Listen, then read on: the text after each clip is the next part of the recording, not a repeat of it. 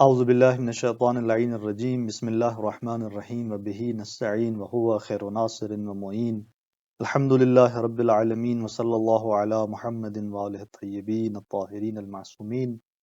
ہماری گفتگو بدایت الحکمت کے مباحث میں اس کے پہلے مرحلے اور 7ویں فصل میں جاری تھی کہ اس 7ویں فصل کا عنوان وجود کے سلبی احکامات تھے جس کو ہم بیان کر رہے تھے۔ کچھ احکامات اس کے حوالے سے ہم نے بیان کیے، اور جس میں دوسرا جو حکم تھا سلبی کہ وجود کا ثانی نہیں ہے، بہت اہمیت کا حامل ہے۔ جہاں عمیق بحث تھی اس کے اندر، وہاں پر اس کے نتائج اور الہیات کے اندر جو اس مطلب سے استفادہ کیا جاتا ہے وہ بہت اہمیت کا حامل ہے ذات پروردگار کے حوالے سے۔ انہی مباحث کو آگے بڑھاتے ہیں، اور آج کے اس درس کے اندر ان احکامات سلبی میں سے وجود کا جو چوتھا سلبی حکم ہے ہم اسے بیان کرنے جا رہے ہیں، جس کے حوالے سے جو حکم یہاں پر آگے بیان کرتے ہیں وہ یہ ہے کہ وجود کسی کا جز نہیں ہے۔ ہم نے اس بات کو پڑھا کہ وجود کا غیر نہیں ہے۔ اچھا، وجود کا غیر نہیں ہے، وہاں پر ہم نے اس نقطے پر تاکید کی تھی کہ ہماری اس سے مراد کیا ہے، یعنی ایک ایسا غیر کہ جو خود اصیل ہو وجود کی طرح۔ اس طرح وجود کے علاوہ وجود کا غیر جو اصیل ہو، واقعیت ساز ہو، وجود نہیں رکھتا۔ وجود کا ثانی وجود نہیں رکھتا۔ وجود نہ جوہر ہے نہ عرض ہے۔ ابھی بیان کرنے جا رہے ہیں آگا کہ وجود کسی کا جز نہیں ہے۔ کہ آپ ایک مرکب فرض کریں اور ان میں سے اس کے اجزاء ہوں، ان میں سے ایک جز وجود ہو، ایک اس کا کوئی اور چیز جز ہو، اور یہ دو جز بن کے وہ مرکب تشکیل پائے، یعنی وجود کسی ایک مرکب کا جز قرار پائے، اور وہاں پر ایک اور جز بھی فرض کیا جائے۔ ظاہر ہے جب وجود ایک جز ہے تو وہاں پر اور اجزاء بھی ہیں، اور وہ جو آپ اور اجزاء فرض کریں گے وہ وجود کا غیر کہلائیں گے۔ تو لہٰذا ہم جو کہہ رہے ہیں کہ وجود کسی کا جز نہیں ہے، اس کی وجہ کیا ہے؟ کیونکہ یعنی وہ دوسرا جز اس کا غیر شمار ہوگا۔ اور گزشتہ ابحاث کے اندر ہم پڑھ چکے ہیں کہ جبکہ وجود کا کوئی غیر نہیں ہے، وجود کا غیر اس معنی میں کہ وہ غیر جو اصیل ہو وہ اس وجود کے لیے موجود نہیں ہے، اور ہم یہ پہلے سلبی حکم کے اندر بیان کر چکے ہیں۔ ایک واضح سا مطلب ہے، اور یہاں پر ایک بنیادی سوال اٹھتا ہے کہ اس طرح سے کہ ہر ممکن الوجود ماہیت اور وجود سے مرکب ہے۔ یہ ہم فلسفے کے اندر پڑھتے ہیں کہ جہاں وجود کی دو قسمیں ہیں، ایک ممکن الوجود اور ایک واجب الوجود، کہ اس کی مفصل بحث آگے آئے گی ان اصطلاحات کی، کہ ممکن الوجود یعنی وہ کہ جو اپنے وجود میں علت پر موقوف ہوتا ہے، جو واجب الوجود کا محتاج ہوتا ہے اپنے وجود کے اندر۔ ممکن الوجود کہ جس کا وجود ذاتی نہیں ہوتا، یہ ممکن الوجود اس کے بارے میں کیا کہا جاتا ہے؟ ایک قاعدہ بیان کیا جاتا ہے کہ یہ ماہیت اور وجود سے مرکب ہے۔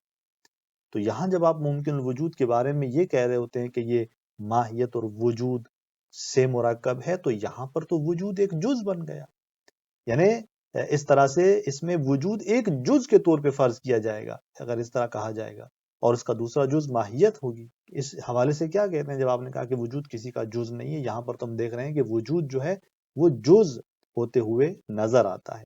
اس کا جواب روشن ہے کہ یہ عقلی تحلیل کا نتیجہ ہے کہ جہاں دو مفہوم جو ہیں، عقل دو مفہوم وجود اور ماہیت کو انتزاع کرتی ہے، خارج میں جب وہ مطالعہ کرتی ہے موجودات کا، اور یہ ہم بحث پہلے پڑھ چکے ہیں کہ عقل جو ہے انسانی ہے وہ تحلیل کرتی ہے، اور تحلیل کے نتیجے میں یہ دو مفہوم وجود پاتے ہیں، اور اس طرح ممکن الوجود کے لیے تحلیلی صورت میں ان دو مفہوم کو عقل بیان کرتی ہے کہ ممکن الوجود یعنی وہ کہ جو ماہیت اور وجود رکھتا ہے، یعنی وہاں پر ان دو مفہوموں کو عقل اپنی تحلیل کے مطابق انتزاع کرتے ہوئے ممکن الوجود کو اپنے اس ذہن کے اندر اس طرح سے مرکب تصور کرتی ہے۔ یہاں کوئی اجزاء اس طرح سے نہیں ہے، نہ یہ کہ خارج میں دو اصیل جز کا ایک مجموعہ اور مرکب ہو ممکن الوجود کی صورت میں، کہ آپ کہیں کہ وہاں خارج میں مثلا یہ دو اصیل جز وجود رکھتے ہیں ممکن وجود کے لیے، ایک خود ماہیت ہے اور ایک جو ہے وہ وجود ہے۔ نہیں، ایسا بالکل نہیں ہے۔ تو یہ ایک سلبی احکامات میں سے ایک حکم ہے، اور یہ واضح اور روشن ہے۔ علامہ طباطبائی رحمۃ اللہ علیہ اسی مطلب کو عبارت کے اندر اس طرح بیان کرتے ہیں کہ وَمِنْهَا ان سلبی احکامات میں سے ایک أَنَّهُ لَيْسَ جُزءًا لِشَيْءٍ کہ وجود کسی کا جز نہیں ہے۔ کیوں؟ اس لیے کہ فرماتے ہیں لأن الجزء الآخر، اس لیے کہ وہ دوسرا جز المفروض کے جو یہاں پر اس مرکب کے لیے دوسرے جز کے عنوان سے فرض کیا گیا ہے، غیرہ، وہ اس وجود کا غیر ہے، والوجود لا غیر لہ، اور ہم پہلے پڑھ چکے ہیں کہ وجود کا غیر نہیں ہے۔ اور اس بات پہ میں دوبارہ تاکید کروں گا کہ ہم جب کہتے ہیں کہ وجود کا غیر نہیں ہے ان سلبی احکامات میں، ہماری مراد کس نوعیت کا غیر ہے؟ وہ غیر کے جو خود اصیل ہو، واقعیت ساز ہو، اس طرح کا غیر وجود کے لیے نہیں قرار پاتا، جبکہ ہم اس بات کو قبول کر چکے ہیں کہ وجود مراتب رکھتا ہے، تشکیکی کثرت رکھتا ہے، یہاں تک کہ وجود سے ماہیت کا بھی جو ہے وجود ہے خارج کے اندر، اور وہی ماہیت اس وجود کی اس کیفیت اور حالت کو بیان کر رہی ہوتی ہے۔ تو یہاں جو ہم کہہ رہے ہیں کہ وجود کا غیر نہیں ہے، تو یہاں ماہیت کو سلب نہیں کر رہے، یہاں ہم ان تشکیکی مراتب کو سلب نہیں کر رہے، بلکہ ہم کہہ رہے ہیں کہ وجود کا کوئی غیر نہیں ہے، یعنی وہ غیر کے جو خود اصیل ہو اور اس وجود کے ساتھ بیٹھ کے ایک مرکب کو تشکیل دیتا ہو، ایسا کوئی غیر اس کے لیے نہیں ہے۔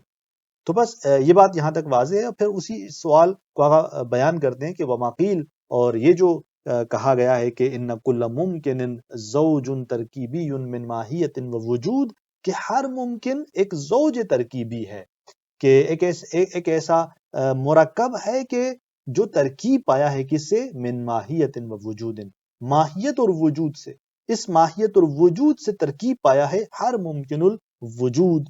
تو آپ فرماتے ہیں کہ یہ جو اس طرح سے سوال کیا جاتا ہے، اور یہاں پر در واقع وجود، یعنی یہ سوال اس لیے کیا جاتا ہے کہ یہاں پر بیان کیا جاتا ہے کہ دیکھیں یہاں پر کس طرح وجود جز بن رہا ہے اس ممکن الوجود کے لیے، کہ جہاں دوسرا اس کا جز جو ہے وہ ماہیت ہے۔ تو آپ فرماتے ہیں کہ فاعتبار نقلی، یعنی وما قیل فاعتبار نقلی، یہ جو کہا گیا اس جملے کے اندر کہ ممکن وجود مرکب ہے، فرماتے ہیں کہ یہ ایک اعتبار عقلی ہے، ناظر الی الملازمۃ بین الوجود الامکانی والماہیہ، کہ جو ناظر ہے کس چیز کی طرف؟ اس بات کی طرف کہ وہ ملازمہ جو وجود امکانی اور ماہیت کے درمیان موجود ہے، کہ وہ وجود کے جو ممکن الوجود ہے، ماہیت اس کا لازمہ ہے، اس کے اس امکان کا لازمہ ماہیت ہے۔ اس کی بھی بحث آگے انشاءاللہ آئے گی کہ وجود جس کو ہم ممکن الوجود کہتے ہیں، اسی وجود جو کہ ممکن الوجود ہے، اسی امکان کا لازمہ کیا ہے؟ اس کا ماہیت رکھنا۔ تو ان دونوں کے درمیان ایک ملازمہ پایا جاتا ہے، اور یہ اعتبار عقلی ہے کہ جب عقل آ کر کہتی ہے کہ ممکن ماہیت اور وجود سے مرکب ہے، یعنی یہاں عقل در واقع اس ملازمے کو دیکھتی ہے وجود امکانی اور ماہیت کے درمیان جو ہوتا ہے، لہذا لا انہ ترکیب من جزئین اصیلین، یعنی نہ یہ کہ یہاں پر کوئی ترکیب ہے دو ایسے جز سے کہ جو دو جز اصیل ہوں، یعنی جہاں وجود ایک طرف سے خود اصیل ہے، ایک اور جز جو اس کا غیر فرض ہو، اور وہ بھی کس طرح کا غیر کہ جو خود اصیل ہو۔ فرماتے ہیں کہ نہیں، ایسا جو ہے یہاں پر کوئی مطلب وجود نہیں رکھتا۔ یہ احکامات سلبی میں سے ایک مطلب تھا جو بیان ہوا۔ اس کے بعد پھر جو ان احکامات میں سے پانچواں سلبی حکم بیان کرنے جا رہے ہیں آغا، بہرحال یہ ایک عمیق اور دقیق مطلب ہے۔ میں بہرحال جس طرح بزرگان اور اساتید بھی کہتے ہیں کہ چونکہ یہ اس کے اندر وہ اصطلاحات بیان کی جا رہی ہیں کہ جو ابھی ہم نے ان اصطلاحات کو نہیں پڑھا، کچھ وہ اصطلاحات ہیں جس کو ہم نے علم منطق میں پڑھا ہے کہ وہاں پر ہم جان چکے ہیں علم منطق کے اندر، اور کچھ اصطلاحات اس کے اندر وہ ہیں کہ جو آگے کے مباحث میں بیان ہونی ہیں مفصل۔ لیکن علامہ طباطبائی چونکہ اب یہ اصطلاحات ابھی مفصل اس طرح سے بیان نہیں ہوئی، اور یہاں پر ان اصطلاحات سے استفادہ کرتے ہوئے اس پانچویں سلبی حکم کو بیان کر رہے ہیں، تو لہٰذا ایک اعتبار سے یہ بحث اس نقطے کے اندر عمیق اور دقیق بن جاتی ہے۔ تو بہرحال ایک حد تک ہم اس کی توضیح دیتے ہیں، اور امید ہے کہ علم منطق کے اندر کچھ چیزیں آپ لوگوں کو حل ہوں گی، اور آگے کچھ مباحث آئیں گے کہ انشاءاللہ ان اصطلاحات کو مزید تفصیل کے ساتھ ہم آگے پڑھیں گے، اور یہاں تک جس حد تک ممکن ہوا کچھ توضیحات دیں گے تاکہ یہ مطلب یہاں حل ہو جائے۔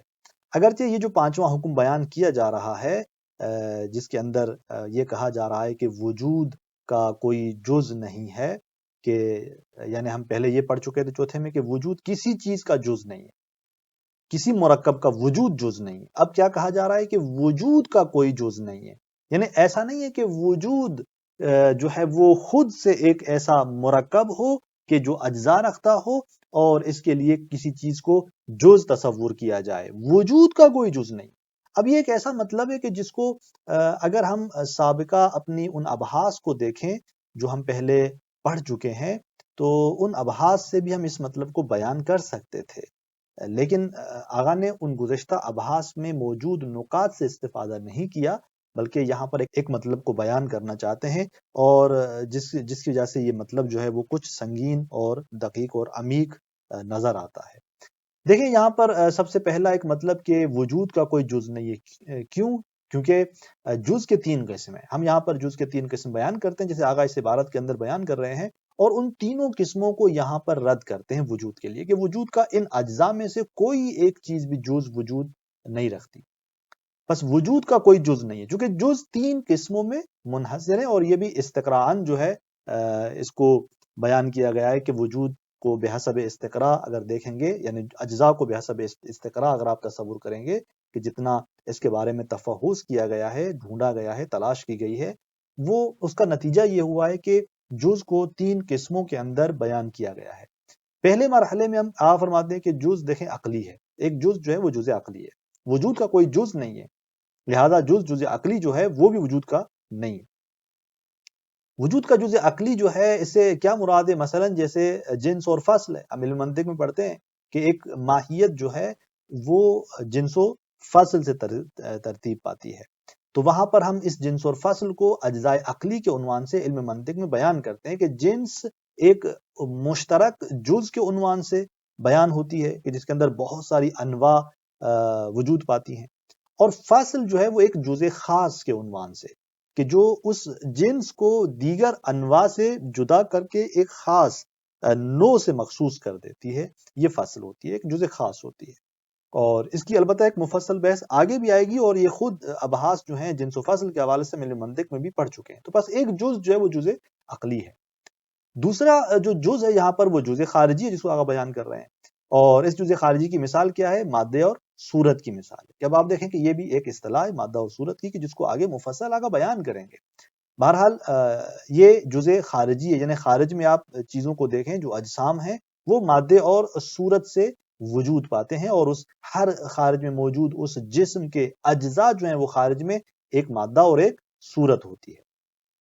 پھر تیسرے مرحلے میں، تیسرے قسم میں جز مقداری ہے، کہ جس کی مثال جو ہے وہ کیا ہے؟ خط ہے، سطح ہے، جسم تعلیمی کے اجزاء، کہ یہ بھی ایک ایسی بحث ہے کہ جو آگے انشاءاللہ مفصل مقولات عشر کے اندر بیان ہوگی۔ اور جز مقداری کے جہاں پر یعنی ایک مقدار مد نظر ہوتی ہے، اور وہ مقدار کہاں ہوتی ہے؟ جہاں پھیلاؤ ہوتا ہے، امتداد یعنی پھیلاؤ ہوتا ہے، کھچاؤ ہوتا ہے، کہ جہاں پر آپ ایک چیز کو جتنا پھیلاتے ہیں وہ پھیلتی چلی جاتی ہے، کس اعتبار سے؟ یا لمبائی میں، یا لمبائی اور چوڑائی دونوں میں، یا لمبائی، چوڑائی اور گہرائی ان تینوں میں۔ یعنی خط جسے فقط لمبائی حاصل ہوتی ہے، سطح یعنی وہ تمام اجسام جو سطح رکھتے ہیں، سطح یعنی جہاں چوڑائی اور جو ہے لمبائی ہوتی ہے، اور جسم تعلیمی کے جہاں پر وہ تینوں ابعاد ہوتے ہیں، تینوں پہلو ہوتے ہیں، لمبائی، چوڑائی اور گہرائی، یہ تینوں پہلو وہاں پر موجود ہوتے ہیں ایک جسم کے لیے، اس کو جسم تعلیمی، یعنی یہ مقدار جب کسی جسم کو حاصل ہوتی ہے تو اسے جسم تعلیمی کہا جاتا ہے۔ اور یہ ان کے جو اجزاء ہیں یعنی وہ مقداری اجزاء ہیں، یعنی لمبا ہونا، چوڑا ہونا، تینوں ابعاد رکھنا، یہ وہ اجزاء ہیں کہ جو مقداری اجزاء ہیں اس جسم کے۔ جسم تعلیمی ہم کہہ رہے ہیں اس کو، یہ تعلیمی اس کو کہنا جو ہے یہ درواقع ریاضیات کی ایک اصطلاح ٹرم ہے، اس اعتبار سے اس کو جو ہے وہ جسم تعلیمی کہا جاتا ہے۔ تو یہ تین نوعیت کے اجزاء ہیں، یعنی جز جو ہے وہ ان تین قسموں میں منحصر ہے استقراء کے عنوان سے، جبکہ ہم یہاں پر دیکھتے ہیں کہ وجود کا ان تینوں اجزاء میں سے کوئی بھی جز نہیں، یعنی آپ وجود کے لیے ان میں سے کسی چیز کو جز قرار نہیں دے سکتے۔ اچھا کیوں نہیں دے سکتے؟ ایک ایک کے حوالے سے آگاہ توضیح دیتے ہیں اس پانچویں سلبی حکم میں، اور پہلے مرحلے میں اس کو بیان کرتے ہیں کہ وجود کا جو ہے وہ کوئی بھی عقلی جز نہیں ہے۔ کیوں وجود کا عقلی کوئی جز نہیں ہے؟ اب میں نے جیسے عرض کیا کہ اگر ہم سابقہ ابحاث کو دیکھیں جو یہاں تک اس بدایہ کے اندر ہم نے پڑھی ہیں، تو ہم ان سے استفادہ کر کے بھی اس مطلب کو ثابت کر سکتے ہیں کہ وجود کا عقلی جز سے ہماری مراد کیا ہے؟ یعنی وہی جنس اور فصل، وجود کا جنس اور فصل نہیں ہے۔ سابقہ ان مباحث میں ایک نقطہ یہ بیان ہوا تھا کہ وجود اعم مفاہیم ہے، یعنی ایک ایسا مفہوم ہے کہ جس سے اوپر کوئی مفہوم نہیں ہے۔ یہ مطلب وہاں بیان ہوا تھا جہاں وجود کی تعریف کرنا چاہ رہے تھے. کیا ہے وجود کیسا مفہوم ہے؟ تو ہم نے کہا تھا کہ وجود ایک ایسا مفہوم ہے کہ جو بدیہی ہے، واضح ہے، اس سے بالاتر کوئی مفہوم نہیں ہے، اس سے عام تر کوئی مفہوم نہیں ہے. جب اس طرح سے ہے تو وجود کے لیے جنس و فصل نظر میں نہیں رکھی جا سکتی، چونکہ جنس اگر وجود کے لیے نظر میں رکھی جائے تو ایک ایسا مفہوم تصور کرنا پڑے گا جو اس وجود سے عام ہو، اور ہم پہلے اس کو ثابت کر چکے ہیں. تو لہٰذا اس طریقے سے بھی ہم اس مطلب کو بیان کر سکتے تھے کہ وجود کا عقلی جز یعنی جنس اور فصل نہیں ہے. اچھا، ایک اور نقطے سے بھی ہم اس کو واضح کر سکتے تھے جو ہم پہلے پڑھ چکے ہیں. ہم پہلے یہ پڑھ چکے ہیں کہ وجود کی ماہیت جو ہے یعنی ماہیت خود وجود کے مد مقابل ہے. وجود ماہیت کی جنس اور حقیقت سے نہیں ہے. ماہیت کیا ہے؟ یہی جنس و فصل کس کے اقسام ہے؟ ماہیت کے اقسام. اگر آپ ایک چیز کی جنس یا اس کی فصل بیان کرتے ہیں تو در واقع آپ اس کی ماہیت کو بیان کر رہے ہوتے ہیں. یہ اس ماہیت کے اقسام اور انواع میں سے ہے. اور وجود جب ماہیت کی جنس و حقیقت سے نہیں ہے، ماہیت اس سے مد مقابل نقطہ ہے، تو پھر کیسے آپ وجود کے لیے جنس و فصل تصور کر سکتے ہیں؟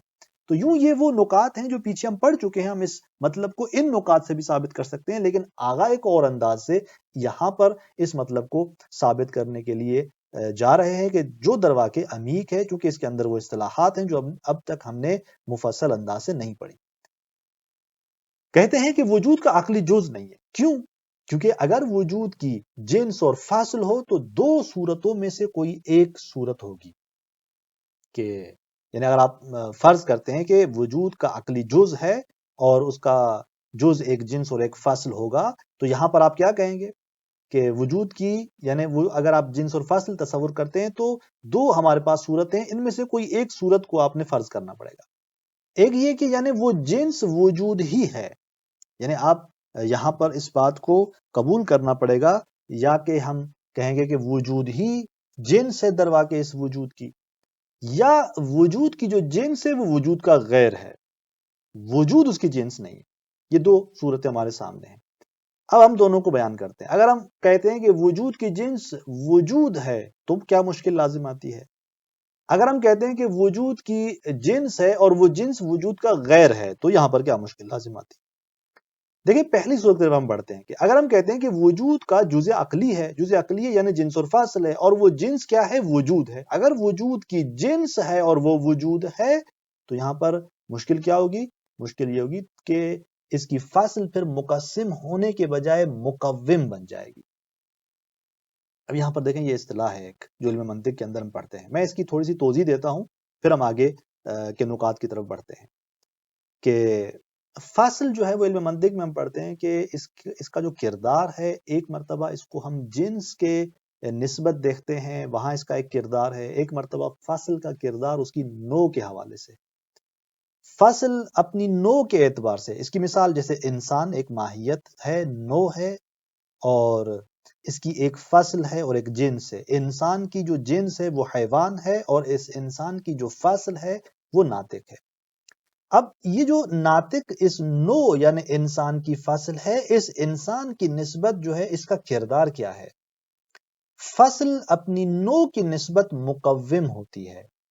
مقوم کا معنی کیا ہوتا ہے؟ مقوم در واقع ایک اصطلاح ہے کہ یعنی جہاں وہ فصل اس نوع کو اس کی ذات عطا کر رہی ہوتی ہے، اس کے لیے علیت ماہوی بن رہی ہوتی ہے. یعنی ایک در واقع ایسی چیز ہے کہ جس سے وہ نوع ہے، اگر یہ فصل نہ ہو تو نوع نہیں رہتی. نوع کی ذات اس فصل سے ہے، اسے مقوم کہتے ہیں.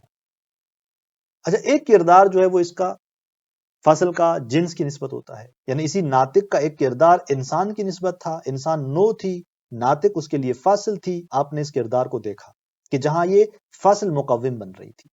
ایک اس کا کردار جو ہے وہ اس حیوان جو جنس ہے اس کی نسبت ہوگا. فصل کا جنس کی نسبت جو کردار ہوتا ہے وہ کیا ہوتا ہے؟ وہ یہ ہوتا ہے کہ یہ اسے تقسیم کرتی ہے. یعنی حیوان ایک ابہام رکھتی ہے جس کو ہم کہتے ہیں ابہام مفہومی. یعنی یہ حیوان ابھی مشخص نہیں کہ یعنی کیا، کس نوعیت کا حیوان. اس حیوان کو، اس جنس کو مفہومی ابہام سے خارج کرنے کے لیے اور اسے موجودیت عطا کرنے کے لیے، تحصل، تحقق، موجودیت یہ عطا کرنے کے لیے فصل آگے بڑھتی ہے. اور یہاں پر یہ ناطق جب حیوان کی طرف اس کی نسبت دی جائے گی تو اس حیوان کو ابہام سے نکالے گی۔ اب یہاں پر حیوان یعنی کون سا حیوان؟ یعنی وہ حیوان کے جو انسان ہے، وہ حیوان کے جو ناطق ہے یعنی انسان۔ اس حیوان کو ناطقیت انسان کی اس نوع میں مشخص کر دیتی ہے، اسے محصل بنا دیتی ہے، یعنی جس کو تحقق حاصل ہو جاتا ہے اس حیوان کو اس نوع کی صورت میں۔ اس حیوان کو موجودیت ملتی ہے، تحقق ملتا ہے انسان کی صورت میں، کس کے ذریعے؟ اسی فصل کے ذریعے، ناطق کے ذریعے مثلا۔ تو پس ناطق کا، فصل کا کردار اس جنس کی نسبت یہاں واضح ہوا کہ فصل جنس کی نسبت کیا کام کر رہی ہوتی ہے؟ مقسم بن رہی ہوتی ہے، یعنی اس حیوان کو رفع ابہام کرتے ہوئے، ابہام سے نکالتے ہوئے اس کو حصوں میں تقسیم کر دیتی ہے۔ حیوان کون سا حیوان؟ جو کہ انسان ہے۔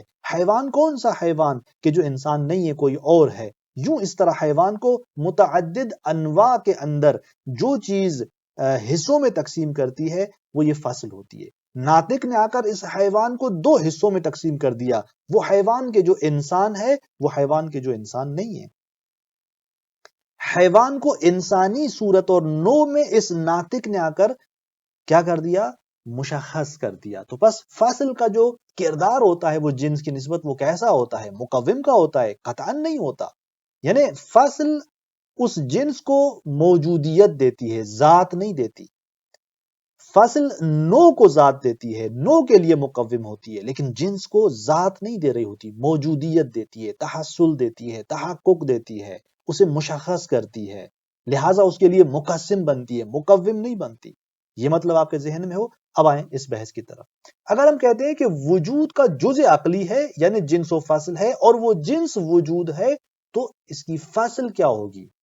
یہاں پر جو بھی اس کی فصل ہوگی وہ فصل مقسم ہونے کے بجائے مقوم بن جائے گی۔ یعنی فصل کو اس جنس وجود کی نسبت کیسا ہونا چاہیے؟ مقسم ہونا چاہیے، جبکہ ہم دیکھتے ہیں کہ نہیں، وہ مقسم ہونے کے بجائے مقوم بن جاتی ہے، کیونکہ فصل جنس کو ابہام سے نکال کر تحقق دیتی ہے۔ یہ فصل ہے، یعنی فصل جنس کے لیے مقسم ہوتی ہے، اسے ابہام سے نکالتی ہے، تحقق دیتی ہے۔ یعنی دوسرے الفاظ میں فصل جنس کے لیے مقوم نہیں ہے بلکہ مقسم ہے۔ اب ہم یہاں دیکھ رہے ہیں کہ اگر جنس وجود کی جنس وجود ہے تو قطعاً اس کی ایک فصل ہے، وہ فصل اس کے لیے کیا بن جائے گی؟ مقسم ہونے کے بجائے مقوم بن جائے گی۔ کیوں؟ اس لیے کہ فصل جنس کو ابہام سے نکالتی ہے، یعنی فصل مقوم نہیں ہوتی، اس کے لیے مقسم ہوتی ہے۔ لہٰذا اگر ہم کہتے ہیں کہ یہاں پر ایک جنس ہے وجود کی کہ جو خود وجود ہے، وہ جنس بھی وجود ہے، تو اس صورت میں اگر جنس وجود ہوگی تو تحقق اس کی ذات ہے۔ یعنی اگر آپ جنس کو فرض کرتے ہیں کہ یہاں پر وجود ہے تو تحقق اس کی کیا ہوگی؟ ذات ہوگی، چونکہ جنس وجود ہے، یعنی پس یہ وجود عین موجودیت ہے، یہاں تحقق تو اس کی ذات ہے۔ جب تحقق اس جنس کی ذات ہے، موجودیت خود اس جنس کی ذات ہے، تو اس صورت میں کیا لازم آئے گا؟ فصل بھی اسے تحقق بخشے، چونکہ فصل کا کام جنس کے لیے کیا ہوتا ہے؟ فصل کا کام جنس کے لیے مقسم ہونا ہوتا ہے، اور فصل جب مقسم ہوتی ہے تو کیا کرتی ہے؟ موجودیت عطا کرتی ہے، تحقق عطا کرتی ہے۔ تو یہاں پر فصل اس الوجود کو کیا عطا کرے گی؟ وہ وجود کے جو یہاں پر جنس ہے اس کو کیا عطا کرے گی؟ قطعاً تحقق بخشے گی۔ اب جب فصل اسے تحقق بخشے گی تو اس کے لیے مقوم بن جائے گی، چونکہ جب جنس وجود ہے اور فصل اسے تحقق دے رہی ہے، اور وہ جنس اس تحقق اس کی ذات ہے، تو اس کا مطلب یہ ہوگا کہ فصل جو اسے تحقق دے رہی ہے یعنی اس کی ذات ہی اسے دے رہی ہے، وہی موجودیت اسے دے رہی ہے جو پہلے سے اس جنس کو، اس الوجود کو حاصل ہے۔ یہ نقطہ یہاں پر تھوڑا سا دقیق ہے۔ یعنی ہم نے کہا، دوبارہ پلٹتا ہوں پیچھے کی طرف، ہم نے کہا کہ وجود کا کوئی جزء عقلی نہیں ہے۔ اگر ہم کہتے ہیں کہ وجود کا عقلی جزء ہے تو ہمیں کیا ماننا پڑے گا؟ کہ وہ جنس یا وجود ہے یا وجود کا غیر ہے۔ اگر جنس خود وجود ہے تو قطعاً ایک فصل ہوگی۔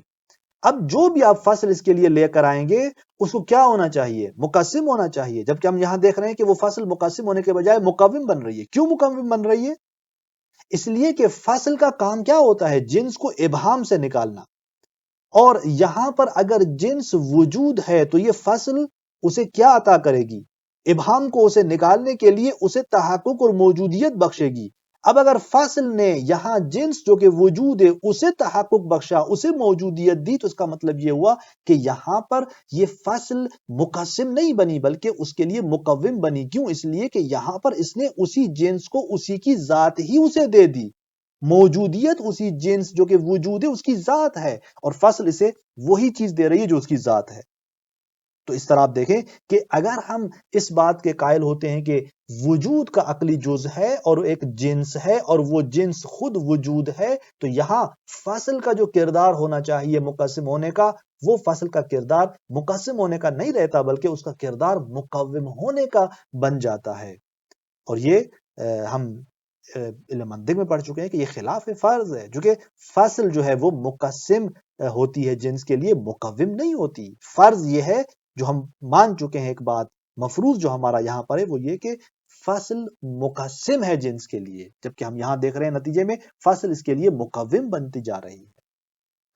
اور اسی طرح آپ دیکھیں کہ اسی صورت میں اگر ہم یہاں پر وجود کی جو جنس ہے وہ وجود کے علاوہ اس کے غیر کو اس کی جنس بناتے ہیں، چونکہ دو صورتیں تھیں ہمارے سامنے کہ وجود کی جنس یا وجود ہے یا غیر وجود ہے۔ اگر وجود ہے تو یہ نقصان اور یہ اشکال پیش آیا کہ وہ فصل جس کو مقسم ہونا چاہیے وہ مقسم نہیں رہتی بلکہ مقوم بن جاتی ہے، یہ خلاف فرض ہے۔ اگر وجود اس کی جو جنس ہے وجود کی وہ اگر غیر یعنی وجود کا غیر اس کی جنس ہے، تو اس صورت میں ہم کہیں گے کہ یہ بھی درست نہیں ہے۔ کیوں درست نہیں ہے؟ اس لیے کہ یہ پہلے سلبی حکم میں جو معلوم ہوا کہ وجود کا غیر نہیں ہے، وہاں پر ہم یہ پڑھ چکے ہیں کہ وجود کا کوئی غیر نہیں ہے۔ جب وجود کا کوئی غیر نہیں ہے تو یہاں پر کیسے آپ وجود کی جنس جزء عقلی کے عنوان سے ایک ایسی چیز فرض کر سکتے ہیں کہ جو اس کا غیر ہو؟ پس لہذا وجود کا کوئی جزء عقلی نہ تو وجود کی صورت میں ہے نہ غیر وجود کی صورت میں ہے۔ علامہ اس سلسلے میں فرماتے ہیں کہ وَمِنْهَا أَنَّهُ لَا جُزْءَ لَهُ، انہی احکامات میں سے ایک یہ ہے کہ وجود کا کوئی جز نہیں ہے۔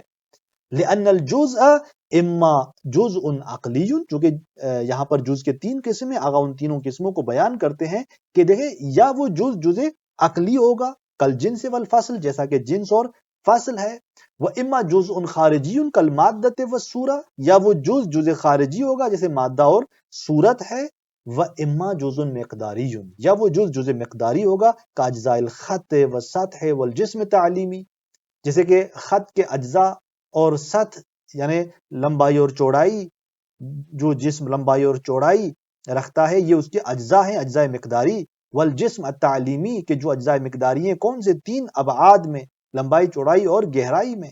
یہ وہ اجزاء ہیں کہ جو حاصل ہوتے ہیں مقداری عنوان سے اجسام کو۔ تو جزء مقداری یعنی خط کے اجزاء، سطح کے اجزاء، جسم تعلیمی کے اجزاء، خارج میں آپ خط دیکھتے ہیں، خارج میں آپ جسموں کی سطح دیکھتے ہیں، خارج میں آپ جسموں میں یہ تین ابعاد دیکھتے ہیں کہ جہاں لمبائی چوڑائی اور گہرائی ہوتی ہے، تو یہ تمام کے تمام اجزاء ان کے کون سے اجزاء کہلاتے ہیں؟ اجزاء مقداری کہلاتے ہیں۔ آپ فرماتے ہیں کہ جز ان تین قسموں میں منقسم ہوتا ہے، یا عقلی یا خارجی یا مقداری۔ وَلَيْسَ لِلْوُجُودِ شَيْءٌ مِّنْ هَٰذِهِ الْأَجْزَاءِ، وجود کا کوئی جو ہے ان اجزاء میں سے جز نہیں ہے، کوئی چیز نہیں ہے وجود کے لیے ان میں سے۔ اما الجزء العقلی، جزء عقلی اگر آپ دیکھیں تو فَلِأَنَّهُ لَوْ كَانَ لِلْوُجُودِ جِنْسٌ وَفَصْلٌ، اگر وجود کے لیے یعنی جزء عقلی اگر ہو تو اس کا مطلب کیا ہوگا؟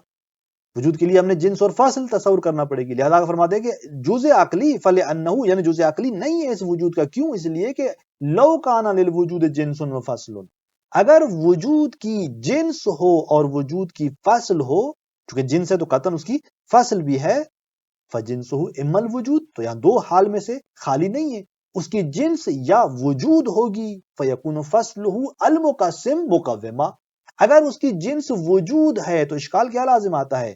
اس کا نتیجہ یہ ہوگا کہ اس کی جو فصل ہے وہ مقسم ہونے کے بجائے کیا ہو جائے؟ مقوم ہو جائے۔ کیوں مقسم ہونے کے بجائے مقوم ہو جائے؟ فصل کا کام میں نے جیسے عرض کیا کہ فصل کا کام جنس کی نسبت کیا ہوتا ہے؟ فصل اپنے جنس کی نسبت مقسم ہوتی ہے، اسے تقسیم کرتی ہے حصوں میں، اسے مختلف جو ہے وہ انواع میں تشخص دیتی ہے، ذات اسے عطا نہیں کرتی۔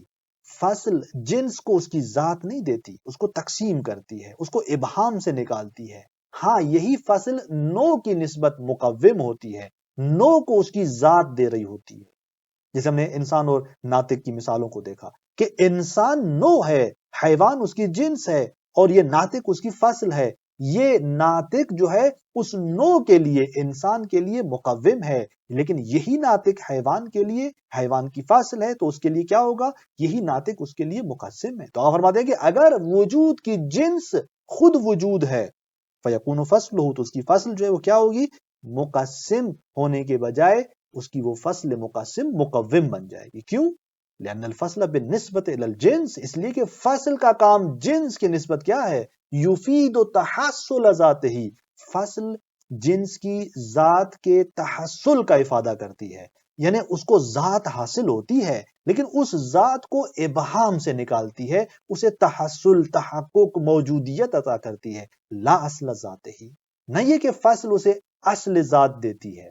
خود جب اس طرح سے ہے تو اب یہاں پر وجود کی جنس کیا ہوئی؟ خود وجود. اچھا خود وجود جب جنس ہے تو خود وجود کی ذات کیا ہے؟ یہاں پر جو جنس ہے موجودیت اس کی ذات ہے. لہذا آگا فرماتے ہیں کہ وَتَحَصُّلُ الْوُجُودُ هُوَ ذَاتُهُ، یہاں پر جنس کو اگر یہ فصل تحصل دینا چاہے گی، موجودیت دینا چاہے گی تو هُوَ ذَاتُهُ، یہ تحصل اس وجود کا اس کی ذات ہے. یہ جب اس کی ذات ہے اور یہاں پر فصل اسے اس کی ذات دے رہی ہے تو ھذا خلف، یہ خلاف فرض ہے. چونکہ فرض یہ ہے کہ فصل کو مقوم نہیں ہونا چاہیے. اب یہاں یہ فصل جب اس وجود کو جو کہ جنس ہے اس کو جب تحصل دے رہی ہے تو یہ مقسم نہیں بن رہی بلکہ مقوم بن رہی ہے. کیوں؟ اس لیے کہ وہ تحصل اس جنس جو کہ وجود ہے اس کی ذات ہے، یعنی پس یہ فصل اس کو اس کی ذات دے رہی ہے. اس وجہ سے آگا فرماتے ہیں کہ یہاں یہ مقسم نہیں رہتی بلکہ یہاں یہ مقوم بن جاتی ہے. اور ھذا خلف، اور یہ کیا ہے؟ یہ خلاف فرض ہے. پھر فرماتے ہیں کہ وہ اما غیر الوجود، یا وہ جنس کیا ہے؟ غیر وجود ہے. اوپر ہم نے کہا کہ فجنسہ اما الوجود، اب آپ کہہ رہے ہیں کہ وہ اما غیر الوجود، یا اس کی جنس غیر وجود ہے، ولا غیر للوجود، جبکہ وجود کا کوئی غیر نہیں ہے. یہ ہم پہلے پڑھ چکے ہیں. تو پس اگر آپ وجود کے لیے جزء عقلی فرض کرتے ہیں تو یہ جزء عقلی نہ تو وجود کی صورت میں اس کے لیے جنس قابل تصور ہے اور نہ ہی غیر وجود کی صورت میں اس کے لیے جنس قابل تصور ہے. تو کس طرح آپ اس کے لیے جزء عقلی تصور کر سکتے ہیں؟ نہیں کر سکتے. تو لہٰذا فرماتے ہیں کہ یہ اجزاء جو کہ اگر ہم کہیں کہ وجود کا کوئی جز نہیں ہے اس لیے کہ یہ جز یا عقلی ہے یا خارجی یا مقداری، تو جز عقلی اس لیے نہیں ہے کہ جو آپ نے دیکھا کہ یا وہ جنس جو ہے اس کی جو آپ تصور کریں گے وجود ہوگی یا غیر وجود، اور یہ دونوں صورتوں میں یہ اشکال پیش آ رہا ہے جو یہاں پر آقا نے عبارت کے اندر بیان کیا. اس کے بعد جو توضیحات ہیں وہ مزید دیگر دو جز کے حوالے سے ہیں کہ وہ بھی درواقع دقیق ہیں، چونکہ عمیق ہیں، اس کے اندر بعض اصطلاحات استعمال ہو رہی ہیں کہ ان کو کھولنا پڑے گا. انشاءاللہ اگلے درس کے اندر مزید جو ہے وہ اس بحث کو ہم کامل کریں گے. والسلام علیکم ورحمۃ اللہ وبرکاتہ.